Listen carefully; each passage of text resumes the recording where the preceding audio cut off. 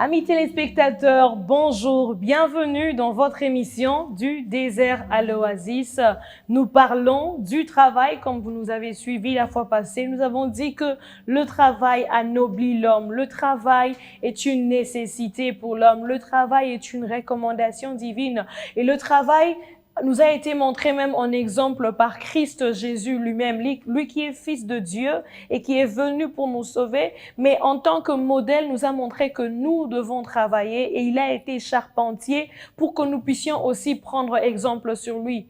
Et c'est un fait, c'est un must en fait, c'est indispensable pour nous qui sommes chrétiens, pour nous qui recevons ces enseignements. Nous ne devons pas nous dire que nous avons besoin d'assistance, nous avons besoin d'aide et nous devons rester assis au calme chez lui, attendant que telle ou telle personne apporte son aide, mais nous devons travailler. C'est indispensable. Et donc, qui dit travail, dit aussi préparation, parce que nous devons savoir ce que nous allons faire, pourquoi nous allons faire, comment nous allons nous y prendre. Et donc, nous devons aussi avoir une certaine préparation dans ce domaine. Aujourd'hui, nous parlons donc de la préparation au travail, fidèles téléspectateurs. Je suis sur ce plateau avec l'évangéliste Léonard Kiswangi. Évangéliste, bonjour. Bonjour, Madame Jemima. Je ne comprends pas pourquoi j'ai du mal à prononcer votre nom aujourd'hui. Bon, c'est possible que cela soit spécial.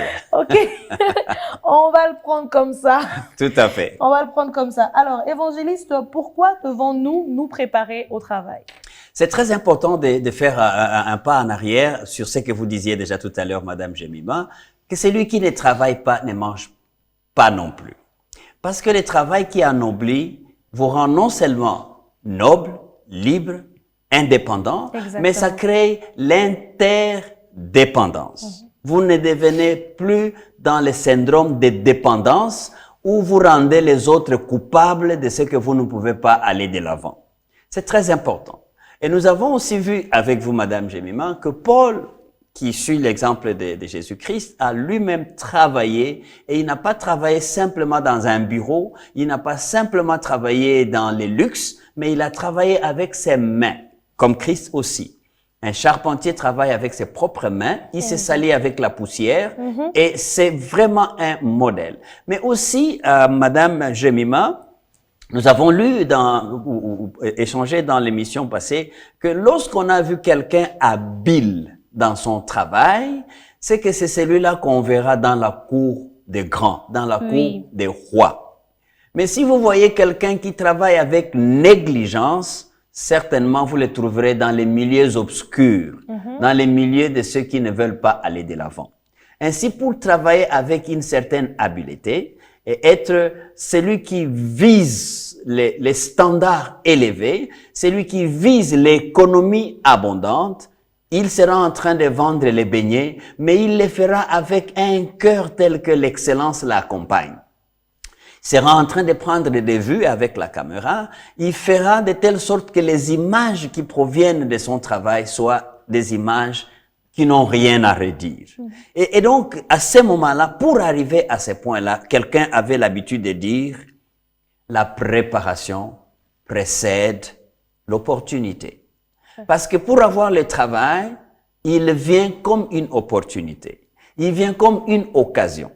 Et donc, si tu ne te prépares pas, tu risques de ne jamais avoir du travail. Et c'est pourquoi nous disons que quoi que ce soit pour aller dans l'excellence et refuser la médiocrité, quoi que soit la tâche qu'on exerce, on doit se préparer, on doit apprendre et cela va donner les résultats de l'excellence. L'excellence, comme nous l'avons dit la dernière fois, le travail doit être fait avec efficacité, excellence, mais aussi avec son cœur. Nous en avons parlé. Alors, comment peut se faire cette préparation au travail? Très bien. La préparation peut se faire parce qu'on me dira ici, voilà, donc il faut envoyer les gens faire l'université et tout ça. Oui, tout ça c'est bon. Mais la préparation pour le travail et tout travail qui produit l'abondance se prépare de deux façons essentielles. Il y a la préparation d'abord personnelle au travail et cette préparation qui implique le caractère de l'homme, le caractère de la personne que tu es. Parce que tu te prépares de manière à te rendre compte quels sont les besoins dans l'environnement dans lequel tu es. Tu es dans les médias, mais qu'est-ce qui se passe comme grand besoin dans les milieux? Donc, quand tu as un contrôle sur les besoins autour de toi, cela te donne aussi un défi de dire, tu dois te comporter tantôt de telle manière ou de telle autre pour que tu sois favorable pour le travail que tu auras à prendre. Si tu ne fais pas ça, si tu as juste des connaissances et tu n'as pas le caractère, tu n'as pas la bonne attitude vis-à-vis du travail, parce que pour toi, le travail, c'est de la punition, c'est de la malédiction, ça te prépare mal. Donc, c'est pourquoi je dis, il y a d'abord la préparation personnelle, de son caractère, de sa capacité de voir, de percevoir le monde autour de soi, le besoin autour de soi, et se dire, tiens, ces besoins-là a nécessairement besoin que je me prépare personnellement pour pouvoir y prendre part. Il y a une nécessité d'observation. Il y a une nécessité d'observer autour de toi ce que sont les vrais besoins. Voilà pourquoi nous avons distingué dans une des émissions ce que sont les besoins et ce que sont les désirs. Mais les bons plans pour se préparer pour le bon travail, c'est pas de s'attacher sur les désirs, mais c'est de voir quels sont les vrais besoins qui sortent des désirs. Et le deuxième élément dans sa préparation va être la préparation professionnelle. Parce que quand on a vu notre ami David, on a cru que c'était juste un chantre. Mais oui, d'accord, il chantait et il rendait la joie au cœur du roi.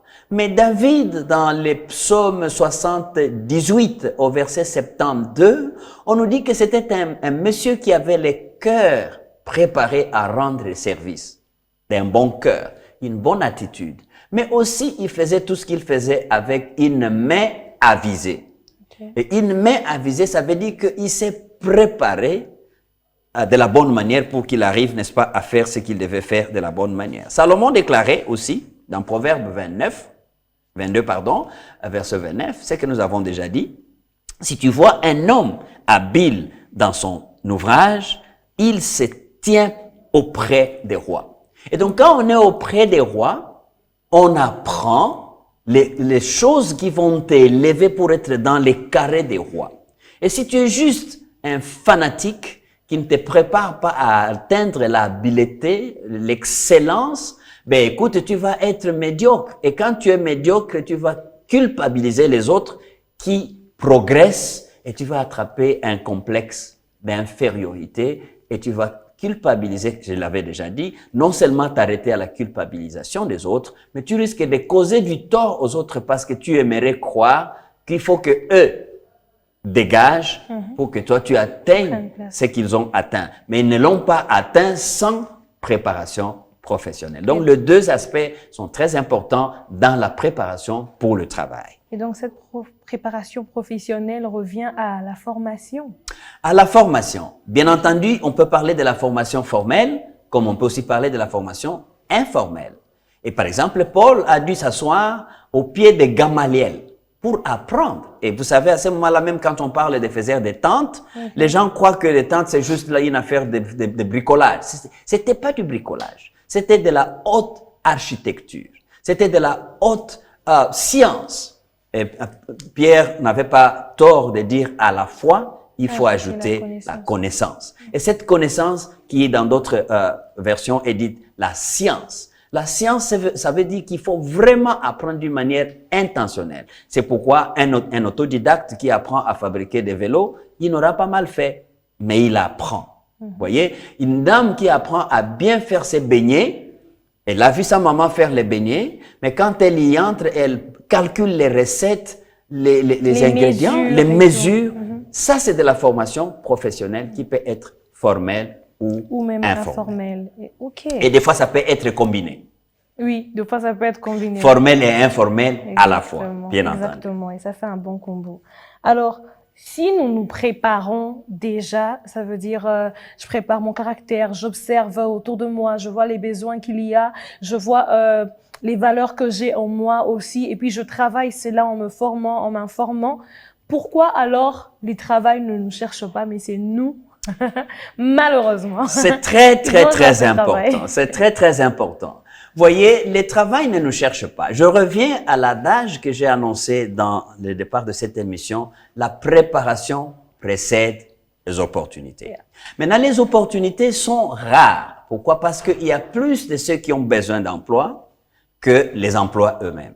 Ce qui fait qu'un bon observateur va trouver que sur son créneau, sur son domaine d'emploi, il y a 5, 6 qui sont là, mais il faut que lui, c'est pourquoi dans les langages professionnels, on dit il est à la recherche d'emploi ou c'est un chasseur d'emploi. En anglais, c'est même mieux dit job hunting. Donc, il est à la recherche d'emploi, il est à la chasse d'emploi et aussi même on parle du marché d'emploi. Parce que ce marché-là n'est pas unique à toi. Voilà pourquoi il faut se préparer d'un côté et de l'autre côté, il faut chercher pour aller rencontrer des opportunités. Parce que les opportunités ne viendront pas toujours te rencontrer dans ton oisivité. Parce que même la recherche du travail, c'est une attitude positive d'une mentalité d'abondance. Ok, c'est vrai que ça soulève une question en moi. Mais bon, je vais d'abord prendre ce que j'avais prévu. Comment s'y prendre alors pour chercher du travail, puisqu'on parle de la recherche. Très bien. Mais je veux peut-être donner un schéma, mais en revenant pour dire, il est important de chercher du travail. Parce que pourquoi je souligne ça?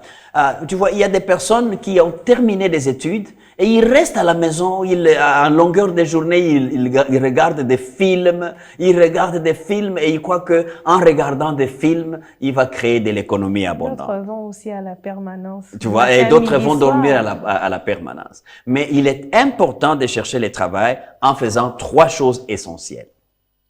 Parce que nous parlons du marché d'emploi. Et pour être sur le marché d'emploi, c'est que tu as un produit que tu vends. Et les produits que tu vends sur le marché d'emploi, c'est ton habileté, c'est ta capacité, c'est des connaissances que tu as accumulées dans un domaine quelconque. Et d'où la marchandise que tu vends, qui est ta capacité, qui est ta vocation, qui est au fait la formation, le domaine spécifique où tu as été formé, il faut une visibilité. Ça, c'est le premier ingrédient sur les marchés d'emploi. Quand tu cherches l'emploi, tu dois être visible. Je le disais tout à l'heure, ne t'assois pas dans ta chambre en longueur de journée, en train de demander « Maman, ma tasse, c'est la rouge ou la jaune ?» Mais il faut que tu sois effectivement visible. Le visible, là, n'est pas juste le temps de t'encombrer avec les gens, mais c'est que les gens te voient en train de faire quelque chose. Et quand on te voit en train de faire quelque chose, on sait que les besoins que nous avons dans tel ou tel domaine se trouvent dans la personne qui est en face de nous. Parce qu'elle nous a exprimé ce qu'elle a été, en quoi elle a été formée, et nous l'avons vu sur terrain en train de faire l'une de ces choses-là. Donc ça, c'est de la visibilité. Le deuxième élément, c'est le réseautage. Très important, et on pourrait y revenir. Et le troisième élément, c'est des candidatures spontanées. Pouvez-vous expliquer brièvement le réseautage? Brièvement. Je parlais de la visibilité qui était tout à fait la chose que vous faites avec votre curriculum vitae. Arrangez-vous toujours à avoir un papier écrit où vous savez dire votre nom clairement. Vous savez, il y a quelqu'un que j'ai reçu dans mon bureau et qui dit « cherche d'emploi ». Je dis « mais ça c'est une bonne chose. Est-ce que tu peux te présenter ?» Il commence par me dire son nom et puis c'est son prénom qui me dit. Je dis « est-ce que tu peux me dire tout ton nom ?» Il est bloqué. Bon, je laisse tomber. Je vais à une autre question. Où est-ce que tu habites? Pour me donner son adresse, la personne me dit, tu vois là où tu tournes la gauche, là, tu vas à droite, là, tu vois là où il y a les poteaux de Vodacom. Je dis, mais mon frère, tu me dis que toi, tu habites là où il y a les poteaux de Vodacom. Il y a combien de poteaux de Vodacom? Donc, au fait, il faut avoir la possibilité d'avoir son CV, savoir vendre ce qu'on a fait, ce qu'on est capable de faire, et être là où il y a des gens qui se rencontrent et qui peuvent avoir des sujets ayant trait à ta connaissance ou à ton domaine d'emploi. Ça, c'est la visibilité. Okay? Je parle pas juste de la visibilité de Kabelanga et Sombelanga, mais la visibilité de quelqu'un qui présente les produits qu'il a et qu'il peut fournir sur le marché. Paul nous a donné un bel exemple pour ça. Et nous avons parlé aussi du réseautage. Et je vais combiner ces deux éléments par rapport à Paul. Le réseautage est le fait d'avoir des connaissances, d'avoir des contacts, avoir un carnet de contacts. C'est très important. Il y a des personnes, ils rencontrent un ministre ou un directeur de cabinet des ministres, ils rigolent et puis ils demandent les transports. Il prend les selfies. Et il prend les selfies pour aller montrer aux autres. Alors que le réseautage pour quelqu'un qui cherche le travail, la première chose sera, est-ce qu'il y a moyen pour moi d'attraper un numéro de téléphone? Pas pour aller jouer avec. Est-ce qu'il y a moyen pour moi de prendre un rendez-vous avec cet homme vers qui j'ai accès maintenant?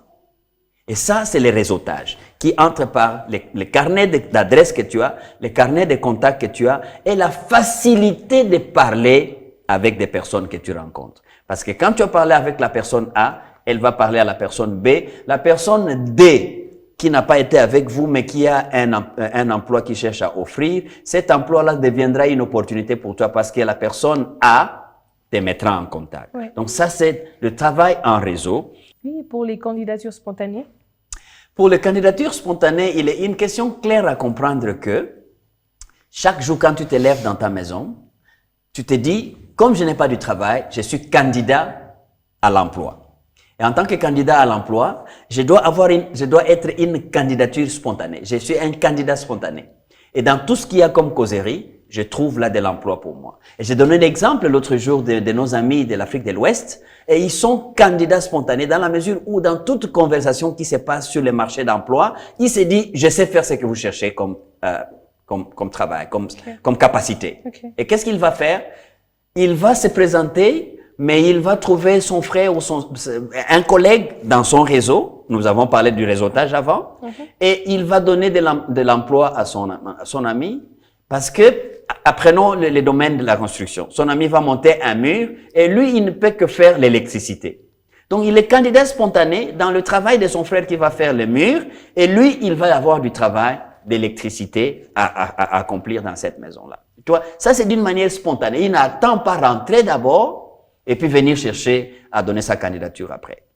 Et ça, c'est une approche que nous recommandons à tous ceux qui sont sur le marché d'emploi, de dire qu'il faut être visible, il faut rester dans les contacts et savoir consulter ceux qui sont sur le marché d'emploi, mais en même temps, il faut être disponible pour que à chaque occasion où on a besoin d'un candidat pour un travail, vous êtes le candidat spontané parce que vous êtes préparé à tout bout de champ et à toute saison. Merci. Là, on va finir, mais il y a une dernière question qui me vient. On a parlé de rechercher l'emploi, on n'a pas parlé de la création de l'emploi. Doit-on être seulement ces personnes-là qui recherchent, qui cherchent, comme vous dites? Bien sûr qu'il y a la préparation et tout le reste, mais que dites-vous de la création? Nous arriverons à cette grande question parce que nous parlerons justement, quand nous parlons de la recherche de travail, nous parlons de quelqu'un qui cherche à être employé. Yeah. Mais il va y avoir, à un moment donné, parce que nous parlons de l'aide et d'assistance, il va y avoir un moment donné où on ne peut pas toujours être sur le marché d'emploi, mais on peut être les créateurs d'emploi. Et ceci fera l'objet, ça sera l'objet de notre émission prochaine. Et nous voulons bien voir que plusieurs qui sont sans emploi vont être des donneurs d'emploi. Exactement, parce que nous apportons l'assistance aussi dans ce domaine-là. Alors, je vais demander de prier pour la fin de cette émission, pour tous ceux qui ont suivi, pour moi aussi, afin que Dieu nous accorde d'être ces bonnes personnes-là, ces personnes avec valeur, ces personnes compétentes, ces personnes qu'il faut, ces personnes qui se découvrent et dont la société a besoin, ces personnes qui apportent à la société. Père de gloire, nous te disons merci pour cette possibilité que tu nous donnes d'abord de découvrir que chacun de nous, à un quelconque niveau que nous sommes, universitaire ou pas universitaire, tu as mis en nous des valeurs que nous pouvons développer pour être habiles à remplir des activités productrices de l'économie abondante. Nous te prions, Seigneur, pour que tu ouvres l'oreille de quelqu'un qui n'avait jamais pensé qu'il y avait autant de talent en lui, qu'au travers de cette émission commencent des contrats d'emploi, mais aussi que commencent des nouveaux emplois. Donne-nous, ô Dieu, la capacité d'avoir une mentalité créatrice qui ne baigne pas dans la pauvreté et dans l'oisivité, mais qui s'accroche à la recherche, mais aussi au maintien de l'emploi qu'on peut obtenir dans la vie. Nous les voulons au nom puissant du Seigneur Jésus-Christ. Amen. Amen. Merci, évangéliste.